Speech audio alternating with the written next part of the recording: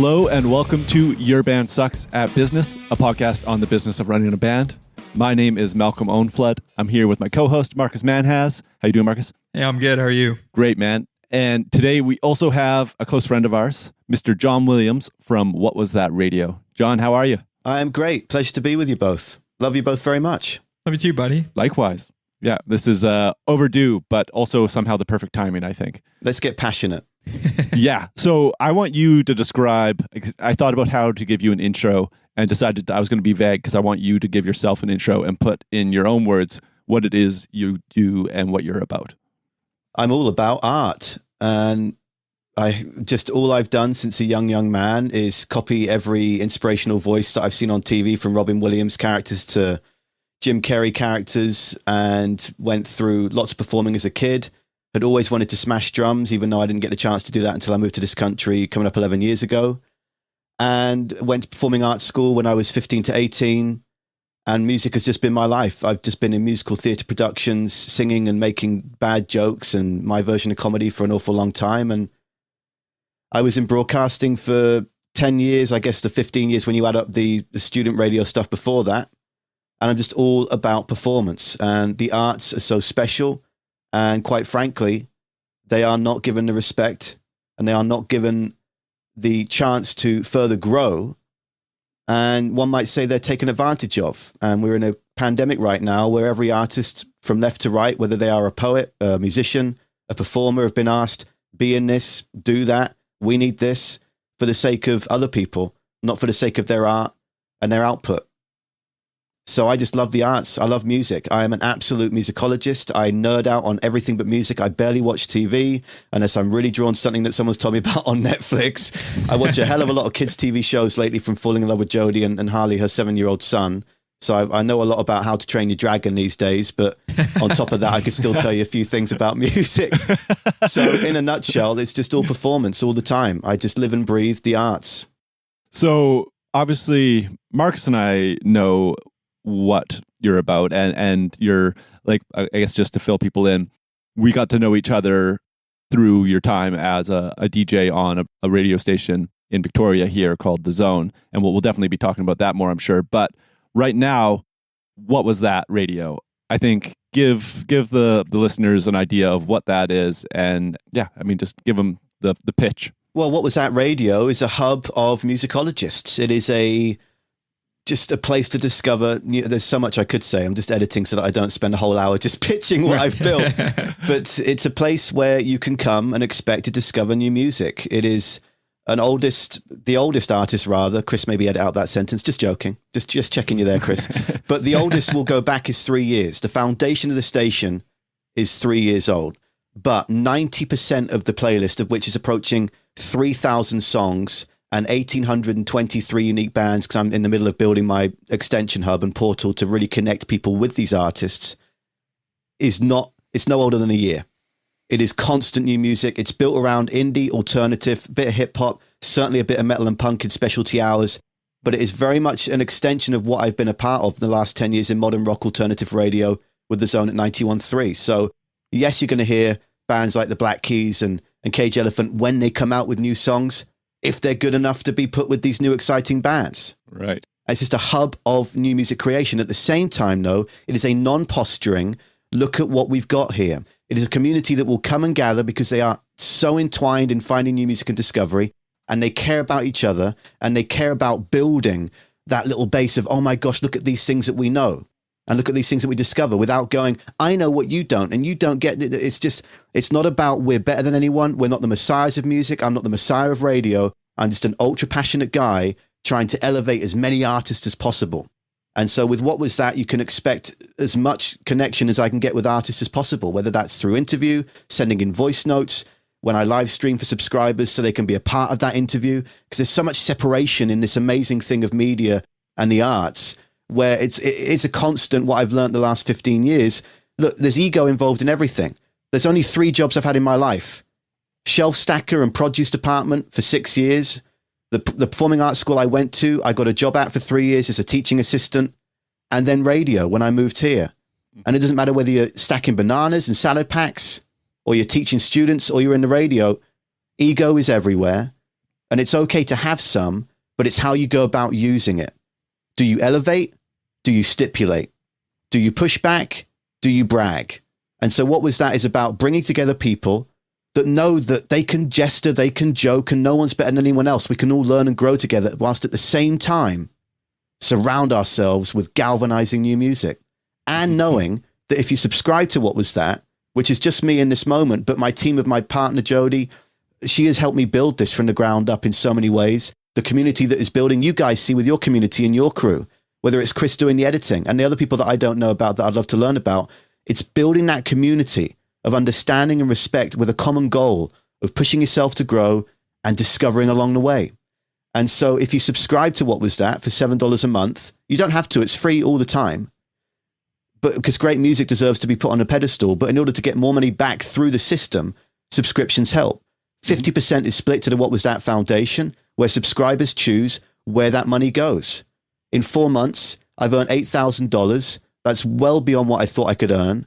And so we're in discussions the last week of where is this $4,000 going to go? It's going to go into First Nations programs across Canada to help learn music technology, to help get instruments into small communities. It's going to go back into the Victoria City to make sure that the young performers have the chance to get lessons. And it's going to go into the What Was That Foundation's own music lessons, which I'll speak to you two about another time, where it's going to team up people across the country in pockets of areas that have listened to me with local teachers in their city. And we'll have a $2,000 grant to apply for that I'll announce in a few weeks, maybe after this episode airs, where you can say, right, I'd love to learn guitar. We'll buy you the first one. We'll set you up with 3 hours worth of classes. Bada boom, bada bing.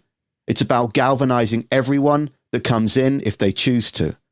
And so the long story short is what I've learned in my amazing 10 years. I would not be able to do what I'm doing now if it weren't for the growth before. What I've learned is there are systems at play where people don't want others to necessarily be heard or to be elevated. Now, again, I'm not saying I'm better than anyone else, but these people deserve to be heard and elevated. They deserve money in their pocket. And I strive with our community to turn about change, to in 5 to 10 years go to the government and say, I pay $150 license fee, you two. $150 license fee to run an online radio station a year. Why?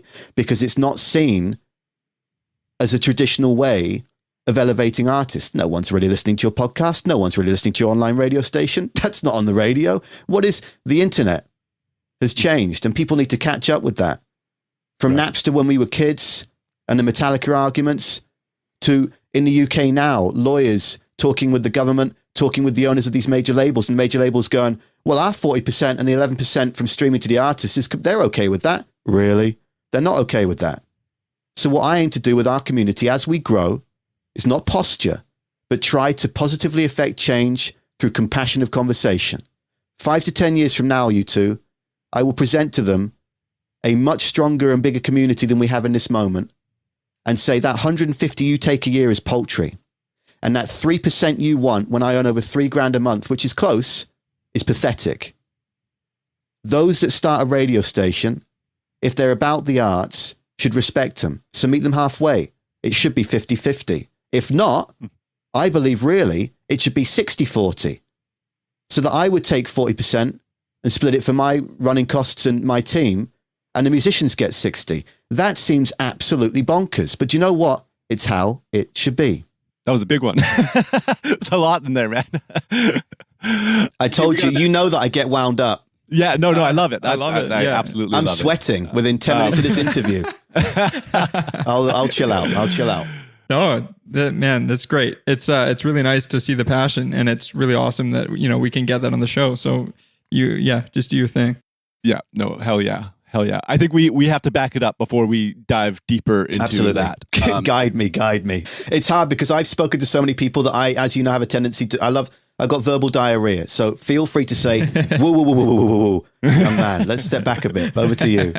No, that was great. You just outlined a lot of things I would love to chat about on this episode. But I do want to connect the dots with why we're talking to you and how we came to get to know you and all kind of like build an outline of our relationship so that the listeners understand why we think you're a trusted source that we should be learning from on these topics. So let's head back to around 2013 or so when we first met. And I think we sent you a demo that you didn't like.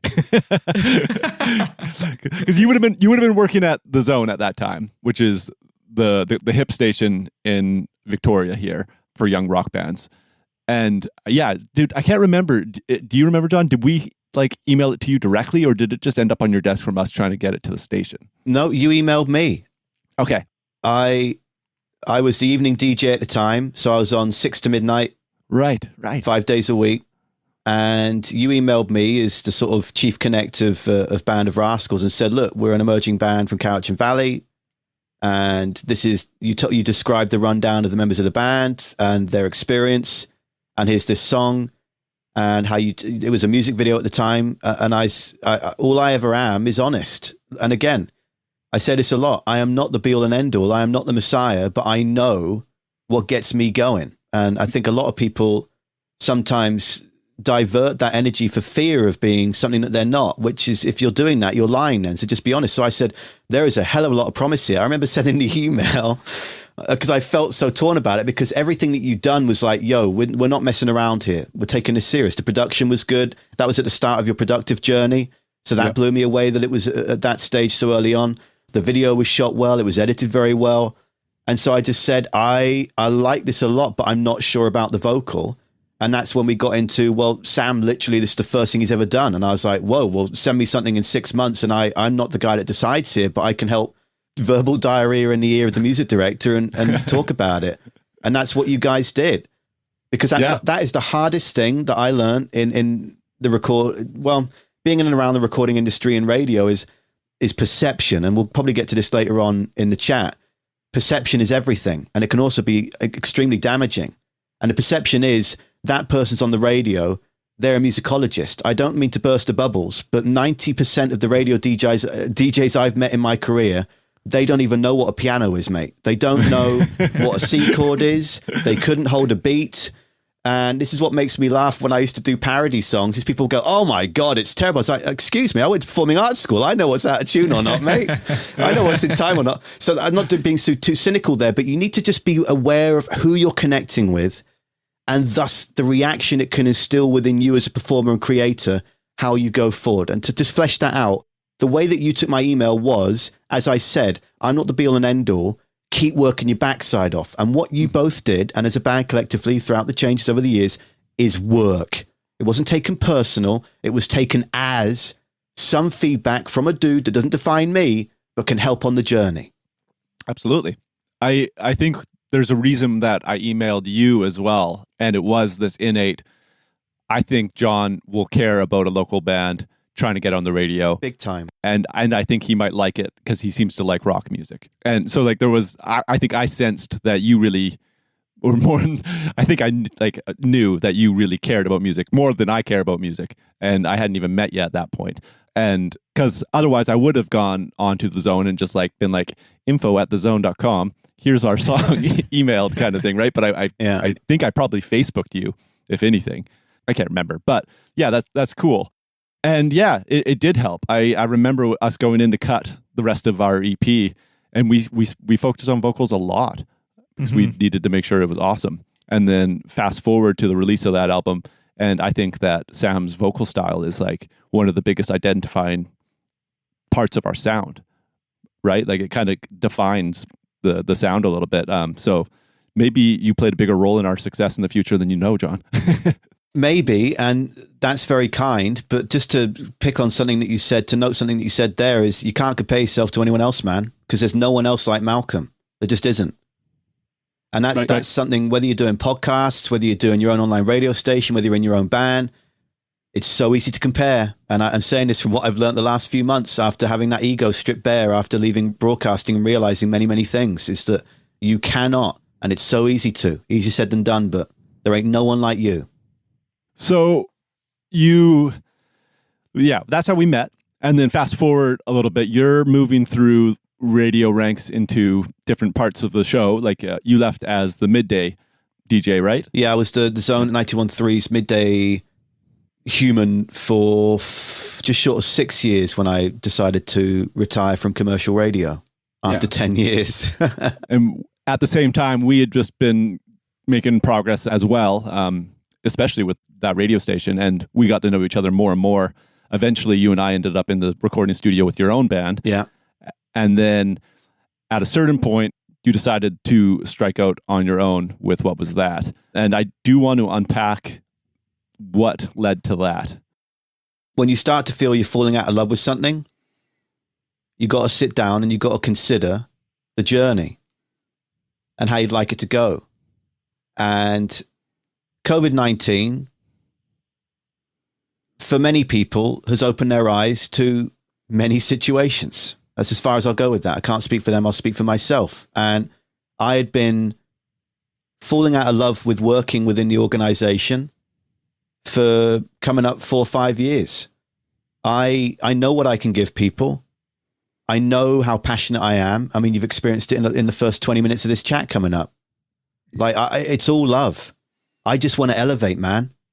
And I felt stunted. And I felt like I wasn't being given the chance to grow. And quite frankly, was being consistently disrespected. And now, to be clear, because we are on a small island in a small community, the people that know they'd upset me or etc. I go straight to the source. I'd had meetings after meetings with the presidents and the vice presidents and the senior program directors, years after years, same thing years after years. And to be very clear, in this small community, the people that still work there, other than the GM and the current leader, I got a lot of love for. I got nothing against any. They're in a difficult position over there now. I got a hell of a lot of love for them. And to be very clear, radio is a tremendously powerful community tool. Mm-hmm. Alas, it's being run by a very select few that fail to see the power in community and are more concerned by the dollar. And we've seen thousands of DJs fired in Canada alone. And what they're doing, what these people don't realize they're doing, is they are damaging the Nanaimos, the Duncans, the Victorias, the small communities, the Red Deers, the Calgaries. I don't care where you are, because they just don't get it. But that's a whole other story. So for me, having had those discussions, and I could feel it, you know, when you just feel something horrible coming. I went back to England for Christmas last year, and my grandfather at 93 sat me down and said, I think I'm going to go soon. And I want to know what you're doing, because I've seen you work so hard for so long and you haven't really moved. And I said, well, it's not for lack of trying, Grandpa. I've been trying to get into Toronto. I've been trying to get into Vancouver. My plan, you two, was to get into a big city and to inspire radio to be more transparent, more open, more delicate, more compassionate, and to drop I'm not saying quizzes and silly contests. I mean, just connect with people just connect. Just lead by example. If you're having a bad day, tell them about it. And this was all encouraged by John Shields, who I love tenfold, who's a massive part of my old program director, who retired during COVID. Right, he chose to go, but that's for him to discuss. But that was my goal. And it's hard not to speak about it and for anyone to think, oh my gosh, screw the system, because I got so much love for what radio can do and for people in it. But I was not happy. And in speaking to my grandfather, I said, well, I'm going to go back, and I think this year will be the year, and I'll start planning what I might do if not. And then COVID really ramped up. And to be frank with you, the decision was made very, very quickly. There's some things that I will keep private because it's not fair. Things stay in house, but things happened in house that shook me deeply to my core and depressed me. And I made a decision to step out of that, because if that was the leadership, I'm not into it. And if there was going to be changes, it's not going to work. And I learned a lot of things about colleagues from afar in the industry and all across. And I know I'm not really saying the point, and that's annoying, but I just did not like how things were going to be without knowing they were going to fire people, to be very clear on that. And I've said to be clear so many times because I'm just getting anxious that I can't, and I just will not share. Because I know some of them are going to listen to this and maybe expect me to share it, and it stays in-house. They know what they've done and what they're doing, and that's fine. But it just was so upsetting to see the chance to continue to grow and elevate and make a difference. And I made my decision I basically went on, people didn't hear me on the air for a few weeks because I went on strike. So I'm not coming in until people's voices in this station are heard, and until they understand the identity of this city and what this community means to us and how these decisions will affect our community, I'm not going on the radio, because if you don't trust me because I'm so open, then let me make your decision and remove that risk of me saying I'm not happy because, and leave respectfully. And they gave me something that no radio DJ gets, to say goodbye. They allowed me 2 weeks to say goodbye. They posted wonderful things on social media to say goodbye. DJs the world over, they get canned.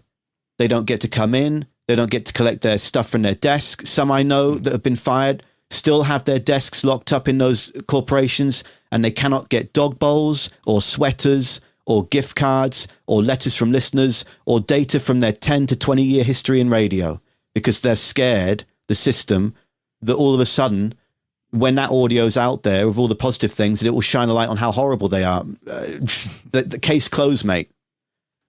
So I just had to get out, because I was falling out of love with it, and I was determined then to build something that would properly fulfill me and push me to grow. There's just so much I wanted to give. I can't build websites, guys, but I'm learning.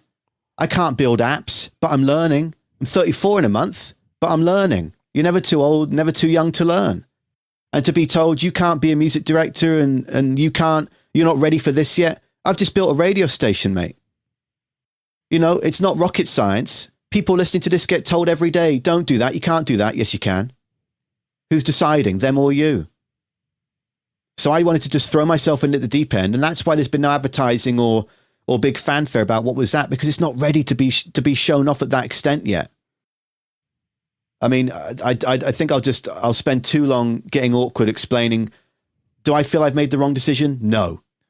100% the right decision. I've never been as happy, despite the tests and trials and tribulations of self-business running, and if that's a sentence, I have never been happier. But what saddens me is knowing that there are loads and loads of my colleagues from top 40 to country and rock across the country that I've got to know the last 10 years that are miserable as shit. Because they can't trust, they don't know. They're just going with the flow, checking in, checking out. I wake up and I'm invigorated and galvanized to do what I know I've loved for years. They wake up and someone's chipping away at them every day, and they don't know why or how. It just is. That sucks. Yeah, so radio, like you said, radio is a powerful tool. It can really transform, for a band, it can really transform their life.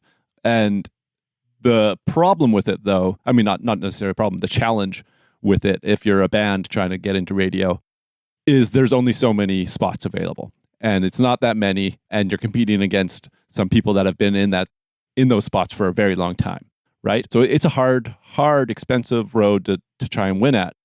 And what I find fascinating with what you've done with What Was That and internet radio is that there's a lot more spots.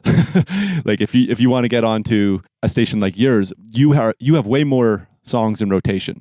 Like you said, you have thousands, right? And that's pretty incredible. That's a lot of opportunity that I'd never really considered before. So do you think internet radio is bigger or smaller than the average person would think?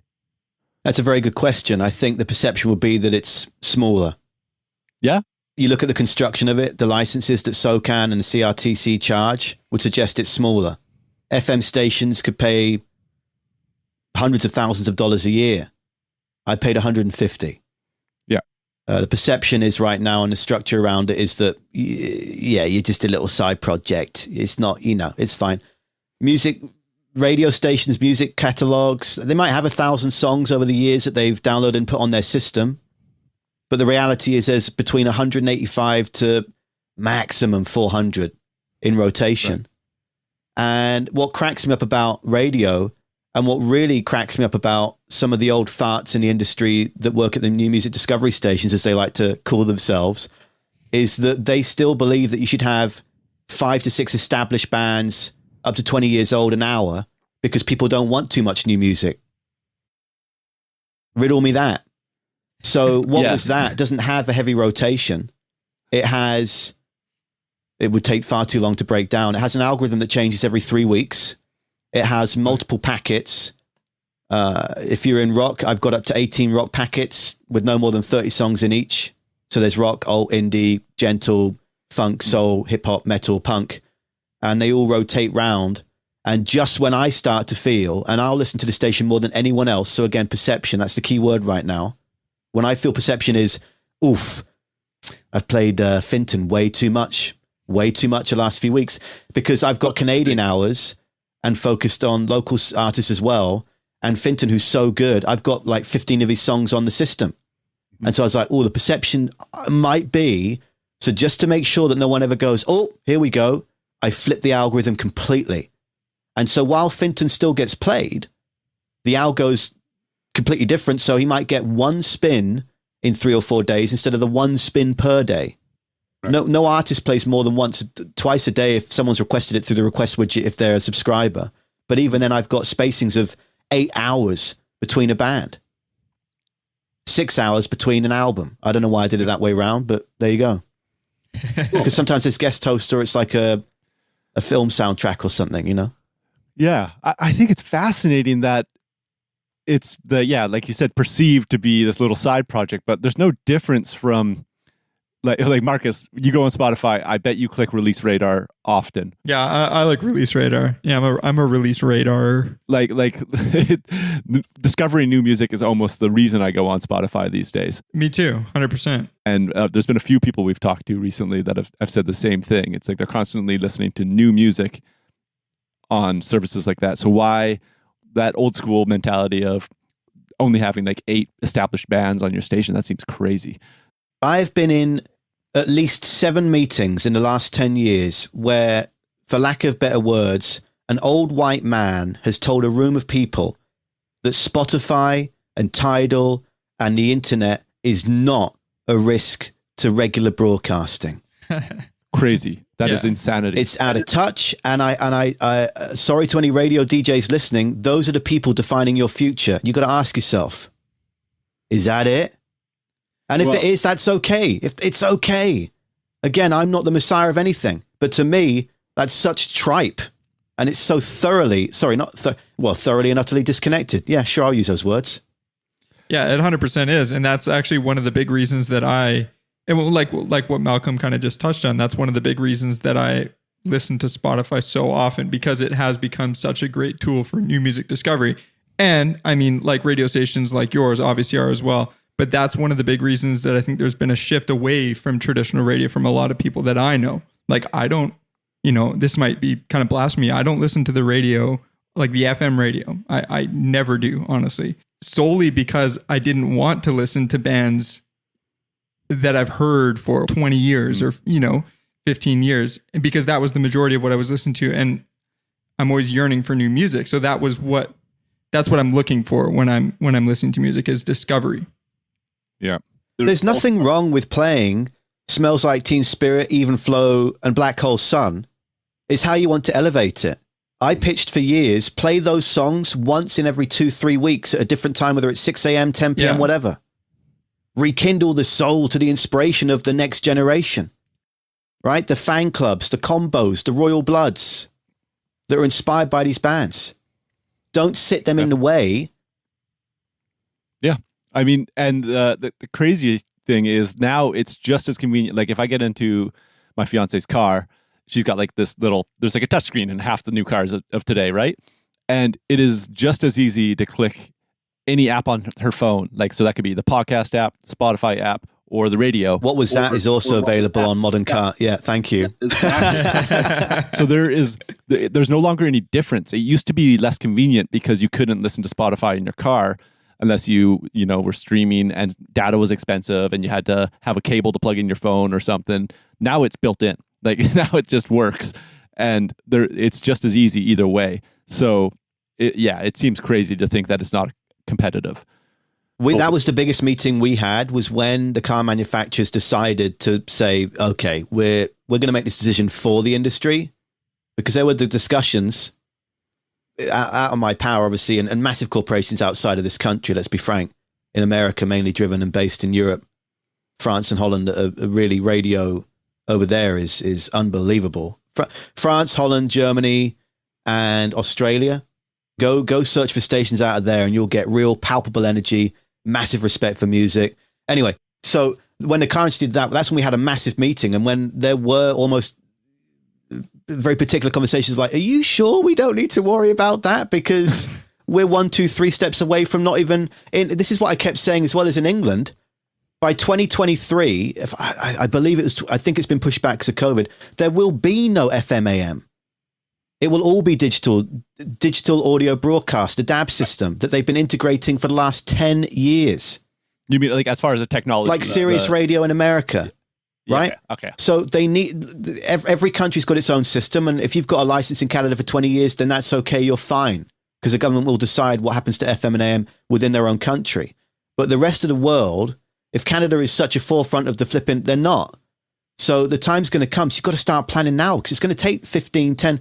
That's why I'm saying with what was that, this is not a race. It's a marathon. It's going to take 5, 10 years to get where I'd like it to be, where I know it can be. And the only one that's going to make sure that fails, which it won't, is if I'm lazy. And I'm not lazy, so it won't fail. So you've got to start planning now.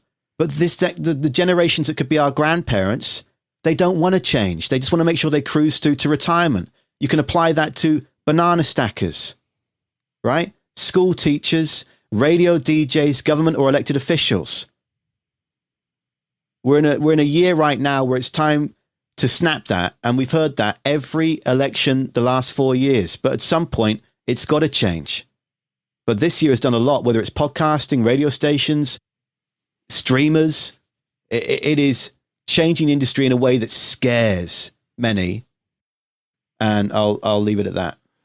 Well, people are getting used to just getting what they want because it's available to us now. If I want to learn, like I'm learning to do coding right now, and John, I got to pick your brain on that because I know that you managed to build your app. But I'm really interested in this stuff, right? Don't worry, we're not going to get into that. I feel so old, dude.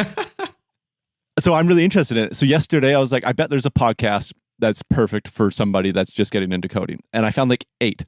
And like just instantly could listen to the exact topic in my situation. Like, here's a podcast for a beginner getting into it for the first time. And that's what I wanted, and that's what I found. So that means that there's a reason people still want radio. And there's going to be people that want, I think, exactly what you're serving. And that is new music, discovering music, but still with that personal connection to radio. Because through the DJ, I mean. And the community. You know, you come into what was that Discord community, you're coming into new friendships. Yeah. Because when I hear a song on the radio, even still, I immediately think that band is somewhat successful. Absolutely. They've had to go through an awful lot to get there. You know so. I don't think that when I hear a song on Spotify, even if I like it, but I don't jump to the conclusion that they are a big band because they just as easily could not be. It's just what I happen to hear on Spotify. Well, then you go to their Instagram and see then you look it up. They posted about. Exactly. But what you're doing is kind of both of those things where you're discovering music, but it's being presented with, I guess in your case, a lot of knowledge behind it because you often tell great stories about the bands you're passionate about. And I think that's worth talking about is like the power of the DJ and why the DJ, the relationship between the listener and the DJ and the community, like you said, kind of dictates how people value the music they discover on your platform. Does that make sense? Absolutely makes sense. Because one thing that I was told when I first got employed is John Shields said, I can teach anyone to do radio. I can show anyone how to turn the mic on and off, how to use Adobe Audition. Life is lived experience. You just got to go over it and over it and over again, and that's fine. But he said the one thing he can't teach is passion. And the one thing that everyone listening right now knows is what passion is to them. And passion can be the worked up nature of my presentation of words right now. It could be the laid back version of your brilliant questions right now. There's no particular tone to it. It's just a guttural instinct and connection that says, oh, okay. I'm liking what this person's putting down. And so people can tell if someone's been diligent and researched. People can tell through the tone of voice if that person actually likes Imagine Dragons that they're playing 5 times a day, every day for 10 years. All respect.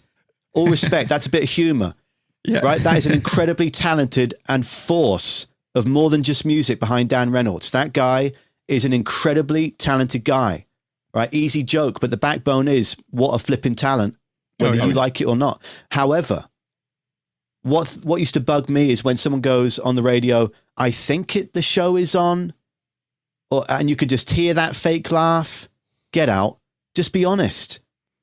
And so transparency through the honest pervade thoughts is key. Communication is key. So if you've not got something nice to say, you don't have to say it. But then again, if you're a shock jock and you want to go on there and light a fire. Just be honest, man. That's how people will connect, because they like that fiery. He doesn't take bullshit from anyone, and he doesn't like any of the bands he plays. And oh my gosh, how is he still there? Or they love that community-minded, support local band, whatever it might be. Insert topic and situation here. But people will connect, no matter how much they've been told what to think, how to be, what to do, etc. They will always connect with that guttural instinct. And that's the power of radio. I remember lying in bed as a kid listening to John Peel reruns.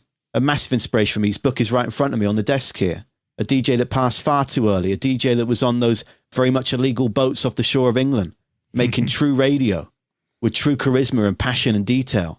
That the BBC, after trying to shut them down, hired them to save their very own company that transformed those 12 people they hired all those years ago in the 60s and 70s of what made a worldwide brand that the BBC is still trying to cling on to, is their energy. So people, whether they are electing government officials, listening to DJs, or just going to their favorite grocer, they latch on to energy and connection. That's the answer. They trust themselves. And until that person shows otherwise and makes that person think otherwise, all right, let's jump in. Let's go. Awesome answer. What I'm starting to pinpoint through this conversation is that I see like a little niche that isn't being focused on in music promotion, because I don't think anybody ever has pitched the idea or like bounced the idea off of me, or I haven't even seen like a clickbaity service trying to offer this. And that is specifically trying to find stations like yourself as a form of promoting a music release if you're a band. And it seems like there's a lot of potential in it, because your station is going to be much more receptive to playing new music from a band that isn't one of the biggest bands in the world. And I would assume that's true for a lot of internet stations, because they're made by, they kind of by virtue of what they are, have to be made by people that are really passionate about music, right? Because otherwise they wouldn't go through all the work of making an internet radio station. So it's kind of pre-qualified there that these are the right people to be approaching if you're a band. And if you get through, and a person like yourself, John, does connect with the song that you sent them, they are now kind of championing you as they put you into rotation on their station. Just like if you get into real FM, or not real, sorry, real's the wrong word, John. If you get onto FM radio, you get that level of respect because you're being played among those other bands. And, you know, the DJ that these people know and trust is saying, here is song by so-and-so. You're giving them that on internet radio as well. So it's kind of like this beautiful little space above just being discovered on Spotify that I think a lot of bands should consider. Yeah, there's 4 things I'm going to say in response to that, which is number 1. Just 4? Anyone can build what I've built. Anyone can build their own online radio station. I use radio.co. Download the free trial, get a look at it. It's essentially like an iTunes or Windows media player. You upload your music there. You tag them in different systems. You build your own algorithm. Algorithm is a word that for many years confused me because it was so fanciful. And what does that mean? Until I checked in a dictionary, it's actually very simple. Radio stations, number 2, are an extension of the creator's personality. So there's some real freaky deaky online radio stations out there, man. There's some real trippy stations out there. Number 3, would you rather service your music? And look, but by the way, again, radio is very, very important, whether FM, online, AM, whatever. It's very important. But would you rather service your music to a large community of people of which 1 in 4 might be listening? Or would you rather dive into a community, no matter how strong, whether 400 to 1,000, that live and breathe for the discovery of potentially you? An example I'll give is that What Was That has got a member called Alex. Alex lives in Calgary. And Alex shared with us in chat last week, no, the last Bandcamp Friday, pardon me, the purchases that he had made on the Bandcamp Fridays since launch of What Was That. Guess how many? Marcus, you go for it. Oh man, I knew that was going to come to me. Ah man. Well, how many of those Fridays have there been since then? Probably like 3. Okay. How many songs has Alex listed to buy or has bought? How many do you reckon? I don't know. 100? 442 Holy shit. songs. Holy shit. I thought you had overshot, Marcus. And guess what? They're all different, unique bands from the world over. India to Mexico, Sweden to Finland, England to Canada, US, you name it. What Was That is building a community of musicologists who love to discover, who love to not posture, but love to give back to the art that inspires the emotion with regard to that song creation. That blew my flipping mind. Yeah, that's wild. I thought I was shooting high there, so Yeah. Very cool. it's incredible. Yeah, that is just like such the difference though, is there's a real connection between the Alex and the music that he's discovering through your service and your station and your community. He is a supporter of theirs, like a paid supporter at this point. And that, yeah, I mean, a lot of people, like, I don't know, right now I think we're at 15,000 monthly listeners for Band of Rascals still somehow after years of doing nothing. Yeah, amazing. But there are not 15,000 people Googling us to see if we've got anything for sale or, like they're just listening. And that's cool. That's amazing. Great point. Very, very grateful. See, it's connectability, right? If it's like people trying to get famous off TikTok, expecting that to transfer over to other mediums. It might, but in my opinion, it won't. People are coming into Spotify, they're coming into TikTok, they're coming into Facebook for a certain reason. And most of the time, they're not going to go beyond sharing that video or liking that song or putting it to a playlist. Yeah, I mean, yeah, there's a lot in there. But there is a lot in that, because you look at Facebook, right? Remember 4 or 5 years ago when they basically said, you share a YouTube video, it didn't exist on our algorithm, it's gone. Upload to our own server. Mm-hmm. Yeah. Every site, every corp is doing their own thing for the benefit of their own growth. Now that is okay. However, it is damaging the arts. So with What Was That, people right now are coming into the station. They're seeing a My First website. They're seeing a My First app. They're seeing the evolution of a station that turns 5 months old tomorrow in front of their eyes if they hang about. But the thing is, where What Was That needs to get to, and that's what I'm knee deep in building right now, is my music discovery portal of nearly 2,000 bands. So that when you're listening to the app and you go, oh, I like this, you can list it. You can tap on it and it will take you through to Band of Rascals website, Bandcamp, iTunes, Twitter, Instagram, TikTok, SoundCloud, everything. It'll have a write-up as why I've picked this band to have a home on What Was That. It will have a recommended playlist I've made. Because here's the thing, it's not about me. It is, I've put this together, but that's why it's free 24/7. I want you, because want's a strong word, I'd like to say wish. I wish for listeners to come in like Alex, who happens to be a subscriber, and that's awesome. But I would rather you gather a list and inject that money back into the artistry. And if you feel I've done a good job showcasing these bands to you, then come back whenever's ready and donate $1 to sign up for the month, to go the whole year 84. But then you also know that that's split 50-50. You join the community and you then get to give back the money to insert other projects around. So there's people in my community that I'm going to be paying for their own music lessons.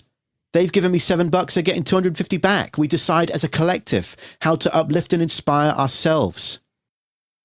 So all these spaces of connect, that's why What Was That? I've had listeners that have been wonderful in saying, why don't you have that connectability yet to link to Spotify on a Now Playing? And I'm like, because they don't give a shit about the artist. They don't. They're essentially a music label. They're very close to being the one label of the entire world. Scary thought. But the fact is, they don't define, they think they do, the monetary value and success of the artist. So I'm not saying they're a bad tool. I subscribe to Spotify. Yeah.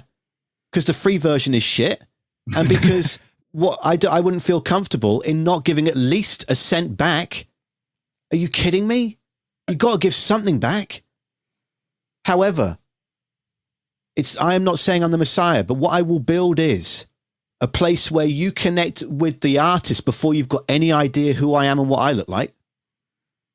If you listen to the show, the 4 hours of the 24 I'm on a day, that's awesome. But it's just trying to just funnel those people through. So I'm hoping that the next time we chat in 6 or 8 months, I've got an app and I've got a website that can truly start to spark change and give them 2-3 years to grow, to turn around and say, that ain't working. Look at these bands.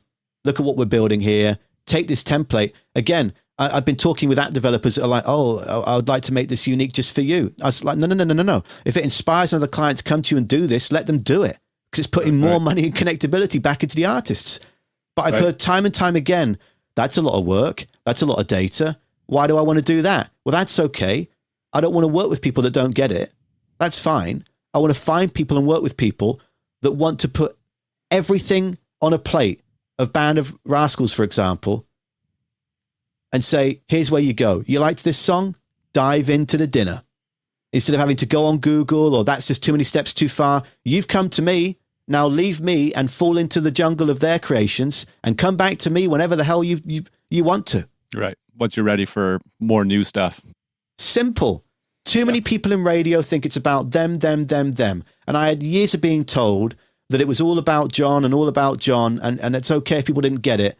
And it stripped me down to my core of who the hell am I then? Like, what am I doing? If these people don't understand that I'm trying to elevate, why am I in this? Step out. Believe in yourself, build, and live. Life is lived experience. You won't know until you try. So let's try. Amazing. How should bands, let's use your station as an example, bands wanting to try and approach internet radio, how do they reach somebody like yourself? The key is any band that wants to be on FM, AM, or internet is to have a little cheeky peruse of the website. Right? What's the team they've got there? If it's like me and it's just there seems to be an email address at the bottom of every page and there's nothing, email that email address and say, hey, I don't really know who the hell you are, but I like this. The first thing I would say is you can save a lot of time. So I know that you've spoken to some incredible radio trackers, friends of mine, and some incredible musicians that I've got to know much like you throughout our years of growth in this industry. And a lot of the time you're told, oh, save yourself some time, put some time in and see, do I? And by that, I mean, if you're interested in a station, it's because you've listened to it and you got a good feel for it. Like we're going back to you sending that email all those years ago. You got a good feel for it very politely. You had a good feel for me. You felt there was time and there was worth in your time in emailing and connecting with me, which is very kind. So go with that gut instinct first. Then after that, don't be afraid to email back 2 weeks later. And then 2 weeks again after that. And then 2 weeks again after that. Be polite. Don't challenge. But also just flesh out a little bit of who you are and what you're trying to do. Look for guidance. There's so much ego in radio. People love being a teacher. But realize that their words do not define who you are. Just start the conversation. Because a lot of artists come in and say, destined for... Scrap that. Compared to some to scrap that. Who are you? I've never liked the whole sounds like Radiohead because you're not. You're you. You're unique. You're special in your own way. You can be inspired by, don't compare to, because you're unique. You just got to start Deep Sea Gypsies, great example. Vancouver Island band. Loke many years ago and Marty went about setting up meetings. How does a radio station select music? They came in and spent a whole week with Brian, who's an incredible soul. Brian Boitano at the Zone at 91.3. Email that man. You'll get honesty. He's got a lot of emails. He's doing a lot of jobs now with people getting fired. So give him time, but don't be afraid to send a reminder after 2 weeks. Jenny West at the Zone at 91.3 in charge of Band of the Month. Email. Research on the station's websites. Who are the music directors? Who are the program directors? A lot of program directors are in that role for a reason. They decide. If they like your band, they'll find a way to get it played. They'll find a way to support. They'll find a way. If they don't, they won't reply. And if you send 3 more emails and they don't, then just move on. Because you've got to ask yourself, what energy do you want to present your art? Do you want someone going, well, this guy's badgered me so much, I better do it because that stinks? Or do you want the, holy shit, dude, how have I not heard this yet? But also be aware of the fact that a lot of people like to take ownership over it. Spotify, right? Tidal. Oh, we found this. We're responsible. You didn't make it, though. You didn't make it. So there's a fine line, but life is lived experience. So go about trying to connect with people, research, and listen to their station. Do you want insert DJ setting up your song? Because I feel like the takeaway might be that I think radio is a disgrace. The disgrace is the old people protecting their retirement scheme. That's the disgrace. The DJs on the air right now are working their backsides off on the most part to keep a job and to just do what they love. They're just trying to do what they love with all these cases making them go, what am I doing? Should I look to get a government job to get a good retirement scheme like they're getting because they're not giving me the money for it and they're cutting all my friends left, right and center? They're in such a difficult position. So when a DJ right now says, I love that song, going back to what I said 15 minutes ago, what did your gut say? Was that truthful or not? And so you just got to connect. You just got to connect. You've got to start a conversation, but you've got to listen and feel. Do you want that? Do you want the DJ who goes, I think their website is, I think it is? Or do you want the one going, when I heard this in the kitchen, I started dancing? Right? That's just a lame example that came to my mind. But when I hear a song that gets me going, oof, I mean, if I dance terribly, but it resonates and I got to sit down. If it's a song that really opens up my heart, I got to sit down, turn the lights off, put my headphones on and close my eyes. And I will listen to a song 30 times back to back to back to back to back. Overall listen, then just the melody, then just the lyrics, then just the vocal, the backing vocal, the guitar, the second guitar, the bass, the drums, the maracas, whatever it might be. I tear it apart. Because I want to connect with the energy of every single time someone went in that booth and shook.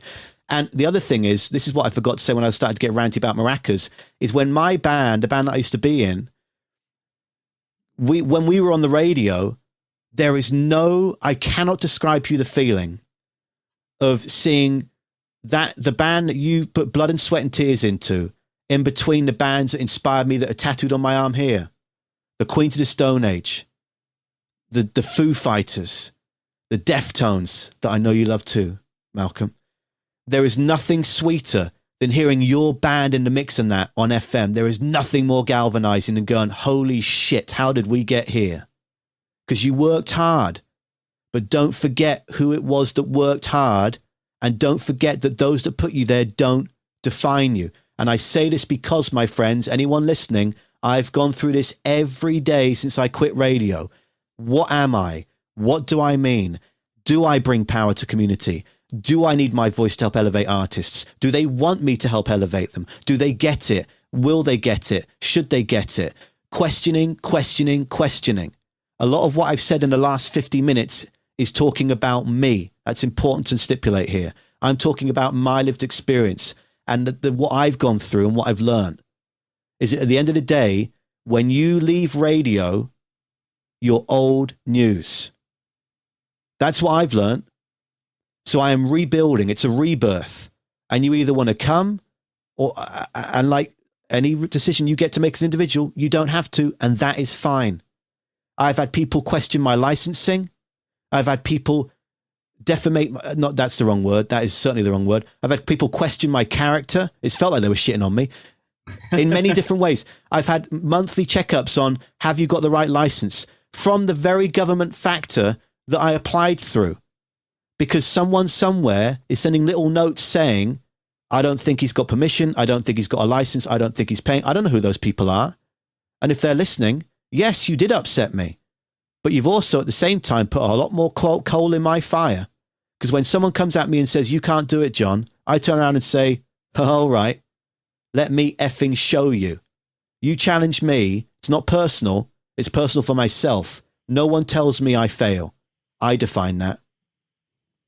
I want to rewind a little bit because we started in one spot and ended in another there. No, it's awesome, man. And I'm so glad, John, that you were able to come on the show finally, because you're such a force.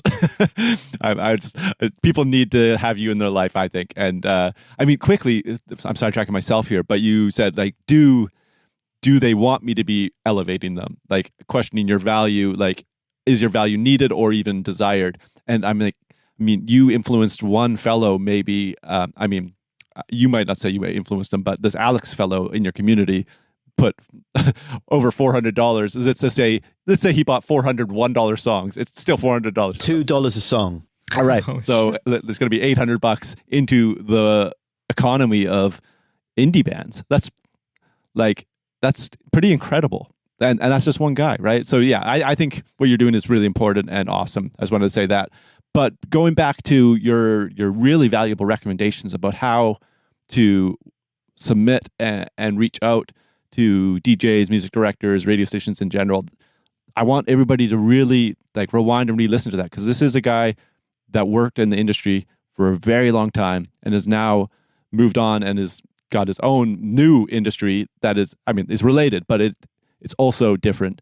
And there's just a lot of insight, and how you thought about that is how people, like bands that are wanting to approach radio stations, need to realize is how the people they're trying to reach are thinking about it. Mm-hmm. Like for example, you saying sounds like Radiohead. Like, imagine you're getting emails from bands every day and they all say that same fucking thing in their bio. Like, it's just so unintriguing to be like, okay, here's 8 emails from bands that want me to check them out, and they all sound like somebody I already listened to. Why am I going to check it out, kind of thing. So I think, but that's self-made by the system, because all they hear every day is Radiohead and Nirvana on a modern rock station. Yes, that's fickle twist. Yes, but I think the takeaway being, there's never been a more important time to just be as personal and passionate as you can be, because that's what people are relating to and connecting with. I don't want to. I didn't realize we could say the F-bomb, but I didn't, because I'm English and I'll swear every other word, but I don't wish to downplay some of the people that you've had in this series that have given great advice, and I've heard it, and people that I love and are close friends and have helped me on my adventure. But there is a lot to say in what I've learned in the industry about perception, and I've said this many times. The perception is, if I pay so-and-so the $5,000 they would like for a 3-month campaign to promote me across the country, what you're paying for in reality is their connection. And therefore 100%. Their perceived ability to strike gold and get you in that door. The key to any band listening right now is to get on the system, as we call it in the industry.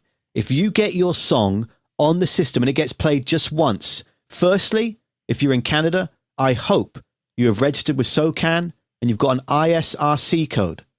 That is an absolute, right? You've got your own barcode for your song traceable back to you. That is going to help you tenfold moving forward. You two both know that. This is your podcast. You know that. However, it is crucial. Whether it's an online radio station like me or an FM AM, it's tracked back. You'll get your royalty. Not enough, but you'll get it. The perception is that relationship will get you on their station. Now, once you're on the set, once you're on the playlist, then if you want to run a campaign saying everyone phone in a request, that's fine. I'm on the fence about those. I believe in organic growth, but at the same time, you got to build a snowman. You got to put some effort in. Yeah. And I say that because I've been playing a shit ton of Animal Crossing lately. But here's the thing. So don't be afraid to say request, cool. Galvanize your community. But the important thing here is make them aware of the fact that they've got to be honest. The biggest thing that pissed me off was when people said, oh, I think I heard this great song. I know. Your energy is smashing me in the face through text or on the call. Just say, like Jesse Roper's dad would call me and say, it's John. And John, you know, and I'll go, John, and you know what I will do for you, sir. We will play them a chosen one next. Thank you, John. Build the connection. Don't lie. I haven't got time for liars. You lie to me, it's a very short you're gone. I once the trust is gone, you're gone. Mm-hmm. It's brutal. I'm 33 years old. I have wasted enough time, especially in the last few months, turning myself inside out over, is it, oh, okay, you're gone. Because it will distract you from your goals. So it's all about building that connection. So radio trackers, they're great. If you're in the industry and you've got 10, 15 grand a year to spend on them, Go and spend it. If you're an emerging band, I've seen so many bands in just 10 years of my career in Canada bankrupt. We need to buy the RV. Not all of them do it like you two. We need to buy the RV. We need to go and buy the tracker. We need to go and get CDs and vinyls. You've had Spirit Box on. Great episode. Great friends who have helped me with a tenfold of advice as well. You don't need to roll out money you've not got now. You don't need vinyl because it's the big thing, because I'm telling you right now, you're going to have a few boxes sat in your cupboard for a long time. Oh, yeah. You don't need anyone printing CDs. Please stop. Please stop wasting that money until you do a pre-order campaign and you know you're going to sell 1,000 because it's quirky and people want that heritage thing again. Don't go and feel you've got to do it. Build your own system. Again, you can compare yourself, like I said half an hour ago, to every Tom, Dick, and Harry out there, but they are not you, and they are not your community, and they are not defining your success. Communication is utterly key. Build the relation through communication, and go. Mike Stringer just texted me, and no way. And go with. He must feel a fire burning. Go with your gut, and you will learn so much, and it will save so much time. It will hurt a lot too. Be prepared to feel shit. Be prepared to feel stripped back. But you will live and learn through life experience. All right. This has been an awesome chat. Marcus, is there anything you want to touch on before we wrap this up? I just feel like we could talk to you forever, John. I mean, we obviously know that you're such a wealth of knowledge, and it's incredible to have the opportunity to talk to someone who is in the industry and has had so much experience in such a fickle area such as radio, because I know that that's one of the biggest requests we get from people is everyone wants to know how to get on the radio. That's just the reality of it. You cut a single and you want to know how to get radio play. So we get that all the time. And I think it's just really interesting to be able to talk to you about something that's a little bit of an alternative of radio and something with so much more value. I think the vast majority of the people listening probably don't even know exists. Not necessarily your radio, but I'm saying like an alternative reality. Radio just seems like that's it. That's what you go for. So I don't know. I just think this has been such an incredible and valuable conversation. We're going to have to get you back on here. There's going to be a lot of growth, man. I mean, the other thing I'll say for anyone, if you've had lots of people asking about radio, is yes, when you're in Canada and you're going, let's talk about modern rock, that's all I know. I'm not going to try and pretend I know what top 40 and country algorithms place put together. But what I do know from my experience is you're in Canada and you're trying to get into heavy rotation, there are 4 spots. Now, some stations like The Zone build bonus, and so there's technically 10. There's a heavy Canadian and then a just slightly lighter packeted one. It might have changed since I've gone. I know a lot's changed, but I've not listened either. So are you going to get in there against Arkells, Glorious Sons, Beaches, July Talk? Because some of those bands can't even oust. You're just not going to oust Arkells. And I love that band. Dear friends in Anthony and Max and Nick, but you just, when they release a single, you're not going to get in. So you got to focus on getting on the system. But the other thing is you've got to have a plan. Don't make the song and just go, right, here's our song. We know we're good. That's fine. Self-confidence is key. Radio stations, if they ask you, it's difficult because I feel like I'm speaking for people when I'm not a lot. But from my experience, it's just to remind everyone, one single, radio works in the sense that they like to do holding packets.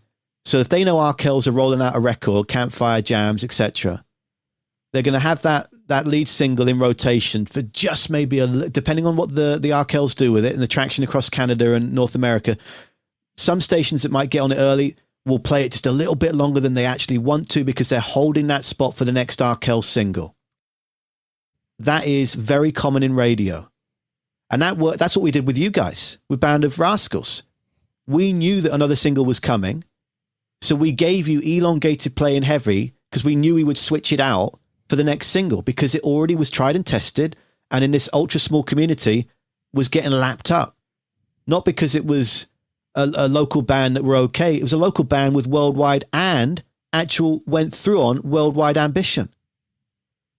So like with Jesse Roper, there were some songs that he's released the last few years that weren't quite what the Zone wanted to play 4 or 5 times a day, but the audience wanted it, so we met them in the middle. And then we just checked in with the management. Okay, when's the next single coming? All right. And then that packets out and switches it. Or sometimes there's 2 or 3 songs off the same album in that same packet. So every music director's got their own thing. But the key is, if you want to be on loads of Band of the Months, when I was in charge of Band of the Month for just a year, there were bands saying, my goal is to be a Band of the Month and we're packing it in. And I'd say, well, I appreciate honesty. And with all due respect, I am not going to pick you now. Because it's the perception, again, that word, that it gives off to your community around you. There were Band of the Months the last 5-6 years I disagreed with. And I've had discussions with some of those bands where they've come and said, do you not? And I'm like, I think it was too early. Because there are bands all around us. There are stations, whether it's What Was That, and there are bands that we don't know exist. There are bands like Fever Feel, who I had to essentially not beg, but pitch to again and again and again. I don't know how you've not been a Band of the Month. And it wasn't that they said no. They were like, I don't know, is this worth it? Show me. Because guess what it boils back to? Connection and conversation. They trusted in me, one man in a team. And I said, all I want to do is elevate you. And you're doing a great job by yourself. But if this adds a little bit of salt and pepper on top, that's all I'm looking to do here. I don't own you. I don't own your music. And Fever Feel had a very particular aesthetic. Everything on film camera. So we didn't do a film shoot. That was difficult for some in the system to understand. And that's no disrespect to them. But what they failed to miss there was, it's not about you. It's about them and how they want to be portrayed. We're giving them the chance. Yes, we do great things. Yes, we can elevate. But they depict their art. Yeah, there's so much in that, John. Like, even for me, stuff I didn't realize about how radio thinks. The combined mind of radio in like a corporation, how they strategize and plan and prepare for music releases. Like, there was just a ton of information in that, the more you know, the more you understand, the better you can play the game. So that's really awesome. And don't forget how the labels have their say in it. Yeah. Right? The one thing I can't stand is this whole pay for play thing. That's all just some rumor. It's bullshit. I've heard of some cases in America where it led to people getting fired in certain situations. That's years ago. There's no pay for play model in Canada, but there is a very particular relationship with labels. And that's a whole other episode. That is a whole other episode. That pretty much is an equivalent of, like you said, with the radio tracker, you're paying for their network, and these label people are going to have relationships with the music directors. Yeah, and with weak music directors, to interrupt, with weak music directors, there is that perception of pay for play because they're owned by them. They're so scared of the big label. Big labels and I don't give a shit if they're listening because I'm not afraid of it because I don't exist in that entity anymore. Right. But the amount of times I heard, if we don't do this, they'll pull their catalog. Oh my God, really? What is this? Are we arguing in the playground? No, they wouldn't. Because they believe that if we don't get to play, and I'm not going to say the band in question because then that would reveal the label. But if they would say you can't play Foo Fighters because they think that means no one will listen to our station anymore. And I turned around a few years ago and said, do you know what? Call them on it. Say, okay, because then what we'll do is we'll highlight all the bands that don't get played. And let's see how that goes. Because we don't need those bands. If they're releasing Tripe After Tripe, and I'm not talking about Foo Fighters, although Wheels was not the greatest song. But if they're releasing Tripe After Tripe After Tripe, then let's see what those combos, and let's see what those Mahalias are, and let's see what those Jacob Colliers are out there doing. Let's see what Fan Club, which I surely have told you two guys about at this point. What are these bands doing? Because they're all out there waiting. So why have we got to be scared of these systems? And now there's these label reps sitting in government in England saying, I think all the artists that we talk to daily, they love that we're giving them 11% of streaming revenue. They don't. You clueless, disconnected sack of human specimen. They don't. They're afraid of you. They're afraid of losing everything. Record labels are powerful. Getting signed would be amazing. I'm not taking that away from anyone. Getting played on the radio, getting a music tracker, it's all amazing. I'm not shitting on that. But you've got to come in with it knowing how I like to be treated as an individual, how my band likes to be treated and how we are perceived. Look at Spirit Box. Go back. Anyone that's not heard that episode, go back and listen to your Band Sucks at Business with Spirit Box, because you can design a pathway that fits for both, and you can coexist in this fickle industry that can improve and give artists more clout, more respect, and more money. Absolutely. There's more opportunity than ever to do it a different way. And it's about realizing that you're allowed to do it a different way. Like John said at the beginning, you can do whatever you want. You can build an online radio station for your band if you want. Whatever way you want to go about it is possible if you're smart and work hard. We should end this because it'll never end otherwise. I've got to go and sweat through another shirt now. It's because I've got my lights on, because I've seen in some of the interviews you've done that you've taken sneaky pictures. Oh, I'm going to do that right now. And if I've not got the green screen light on, it looks like I'm sat in a cupboard, which is technically what is going on. And Marcus, I just realized the screenshot. Maybe I should put my What Was That emblem behind me. One second. Maybe I should change mine. Hold up. Okay, yeah. Chris, leave in the episode that Marcus is changing his background because it's questionable. Hey, it's legal in Canada here now, buddy. You can have that as the background. Yeah, my mom will be mad at me. Hey, there we go. There we go. Love it. All right, I'm going to snag the screenshot here. John, again, thank you so much. I'm so glad that we could have a good long conversation just as friends. It's been too long, but professionally, learning more about what you're doing is also really, really fantastic. And can you just direct people where to go if they want to check out What Was That? Yeah, thank you all for listening. I have verbal diarrhea. I could talk the hind legs off a donkey, but it's all built from passion and love. And so when you come into whatwasthatradio.com, it's a delightfully simple website. You'll land straight on the chance to click play and listen. You should note that right now I'm in the development phase of the Music Connection Hub that is for subscribers. So you won't see much. You'll see very little. The chance to join us in our Discord chat community, which I would love for you to do. If you feel any kind of, come and join now. It's free to do so. It's free to listen. You will connect with like-minded souls. And I know that some of them listen to this because they cheekily requested that you talk to me. So just listen and just check it. On that website, you'll find connections to free apps for your smartphone, for your iPhone, to link it on Sonos. We can't do Google speakers right now because guess what? It's a big corp. And they don't. It's a difficult situation to get through to it, but we can get you on that Alexa. So come and check it out and give it the time that you want to give it. No one's forcing you to do anything. There's a song that you don't like, turn it off, knowing that in 3 minutes there might be one that changes your life and flips it upside down. When you come into What Was That, you will be challenged as a musicologist. We will go predominantly through rock, alternative and indie, with a sprinkling of hip hop and soul, with metal and punk in certain hours, but sometimes I sprinkle that throughout the show. You will be challenged to come up with your own emotion as to what you wish to do next. And I hope that with that, if you enjoy something, you'll do an Alex. You'll list it and you'll make that next step to support that person that sparked that emotion in you. And know as well that if you listen weekdays between a specific time, 10 a.m. and 2 p.m., I might talk for 10 seconds or like through this conversation, I might talk for 8 minutes, but know that it comes from a place of uplift and from passion and from compassion and honesty. Compassion, whatever, and honesty. I'm getting going again here. So whatwasthatradio.com. It's on your app store. It's on the website. It's on the internet thing that we call the internet.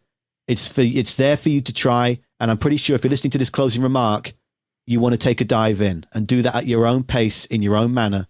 It's down to you. Down to you. That's the song we sent you. I was just saying, coincidentally, that was the first song that we sang. Are you kidding me? That was the full circle repeat. Holy cow. Holy crap, that's eerie. Wow. Amazing. All right. Yeah. Thank you all for listening.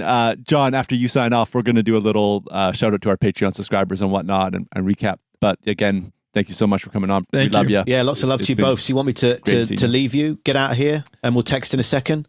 Scram, kid. Yeah. Okay. See you, Dad. Thank you.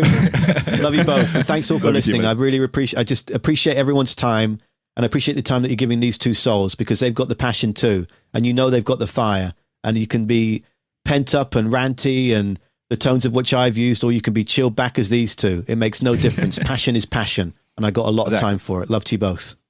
Okay, Love you, buddy. Take care, buddy. Thanks. Bye. Bye. See ya. All right. Well, hopefully you enjoyed that conversation with John Williams from What Was That Radio. It was great catching up with him. We've been friends for so long, and through quarantine, it's hard to keep in touch with all of the industry friends you made because you're not going to shows, you're not doing radio stuff. So I don't know. It's great to see him. Yeah, I find the same thing. I find it difficult to keep in contact with people in general, like on a normal day. So COVID has especially amplified that for me. I haven't talked to John in a long time, and it was really great to see him and talk to him, and great to see that the passion's only grown. Yeah. It hasn't gone anywhere. Yeah, that guy loves music more than anybody I know. Yeah, for sure. I know it's funny because I like to think of myself as a music fan, and then I talk to John and I'm like, I don't even like music compared to John. Honestly, it's incredible.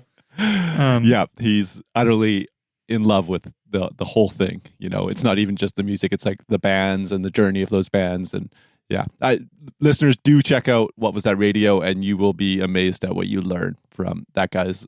Like he didn't tell any stories about bands, and he could like just have a 24-hour podcast about the history of bands. Oh yeah, no, he's like an encyclopedia. Yeah, he's like Alan Cross. He's another Alan Cross. Yeah, definitely. Like he knows things about bands that they've probably forgotten. All right. So let's give a shout out to our Patreon supporters. If you appreciate what we're doing here with Your Band Sucks at Business, please consider becoming a Patreon supporter. You can go to our website, yourbandsucksatbusiness.com, and there is a button there that'll take you to show you all the different tiers of membership we have with different perks.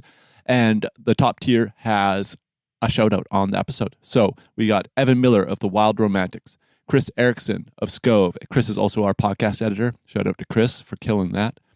We got Bernard from the Enrons, Ryan from Venom and Spirit, Grady from Leather Apron Revival, Lucas from Vogue Villains, Graham from Carmana, Kevin from Supreme Remedy, Rob Elo, Tay Fance, and Carlin of Mulligan. Thank you all for your support. We love it. And we will be back with another episode next week. Bye.